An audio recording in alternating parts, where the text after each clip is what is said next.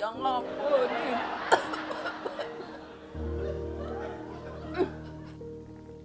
Kacang wasabi katanya cu. Begini pedas kacang ni. Tapi nenek suka makan. Kacang ini sedap cu. Otak tak dapat pikir pun dapat pikir lepas makan kacang wasabi ni. Ya, hari ini nenek nak bercakap tentang otak. Macam mana otak nak sehat, nak fikir baik. Jadi, harap cucu-cucu nenek dekat MMA ni yang tengok Win Wellness program ni, kita semua sehat ya. Sehat, jaga badan baik-baik. Ya, selalu exercise. Macam nenek ni, makan kacang wasabi ni. Makan wasabi kacang ni. Pikir-pikir pun tak dapat fikir cu, rasanya pedas sangat. Kalau belum pernah cuba, belilah. Bukan nak iklan ni cu. Sehat, serbuk wasabi ni. Lobak hijau Jepun ni pedas, tapi sedap. Ya cu. Okey cu. Nanti nenek sembang-sembang tayang slide dia tentang kesehatan otak. Nenek makan wasabi dulu. Wasabi.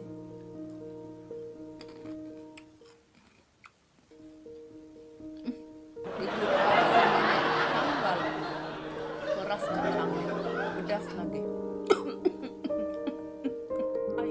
Penemuan-penemuan yang menarik tentang otak. Churchill mengatakan kita harus melengkapi diri kita untuk melakukan tugas, terutama dalam Perang Dunia Kedua. Di dalam peperangan di mana kita berada di dalamnya, otak kita juga terlibat dengan peperangan, yaitu antara pikiran dan kehendak. Ini adalah lebih dahsyat ya. Oke, mari kita lihat ke dalam apa yang mempengaruhi otak kita dan seperti apakah otak kita. Contoh, di sini Kesa Piniaskek, dia seorang pomen pembinaan landasan kereta api, tercedera dan mengalami kecederaan teruk di bahagian hadapan otaknya, di mana akibat daripada kecederaan tersebut, tingkah laku beliau sebelum ini seorang gentleman baik hati berubah jadi ganas dan tidak dapat dikawal. Ini adalah gambar beliau ketika tercedera ya. Dia masih hidup tapi tabiatnya berubah 100%. Otak depan kita, frontal lobe, adalah pusat kawalan seluruh tubuh kita. Di sanalah segala bentuk aktiviti dan segala keputusan kita buat, semuanya melibatkan otak hadapan untuk memikirkan baik dan salah, kasar atau jahat. Seperti Kes Pinias tadi, otak depannya cedera menyebabkan tingkah lakunya jadi ganas. Kerohanian juga, keagamaan juga melibatkan otak kita bahagian hadapan. Dan seorang individu menemukan erti, tujuan, harapan, optimisme dalam kehidupan dan kreativiti, semuanya berlaku di bahagian otak hadapan. Jadi melalui otak hadapan ini Tuhan berbicara dengan kita. Ini adalah contoh otak yang sehat. Dan ini adalah contoh otak yang terlibat dengan dada, mengecut ya, rosak.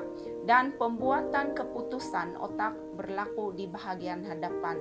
Dan otak manusia ya disambungkan dengan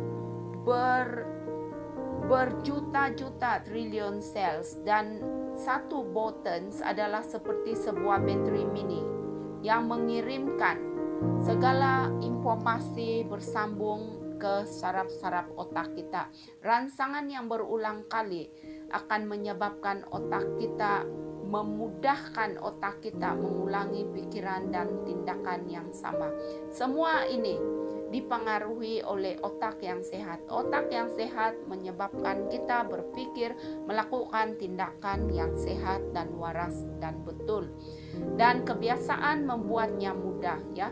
Jadi apa yang baik itu taburlah, tanamlah, didiklah otak kita memikirkan hal-hal yang baik. Oke. Ini kata Yunani tentang karakter. Membangun karakter atau tingkah laku adalah ujian syarat utama ya dalam kehidupan.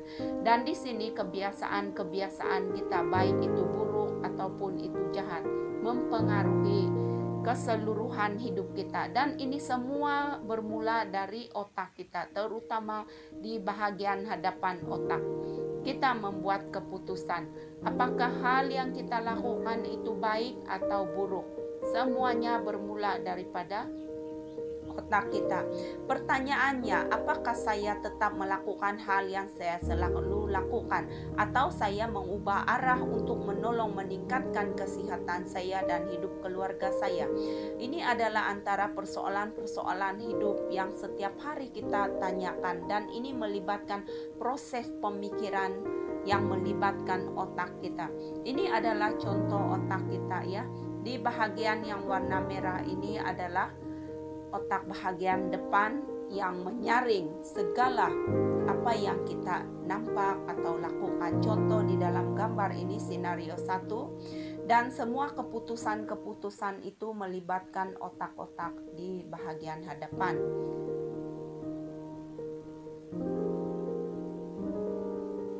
Dan 33% dari otak kita di bahagian hadapan ya.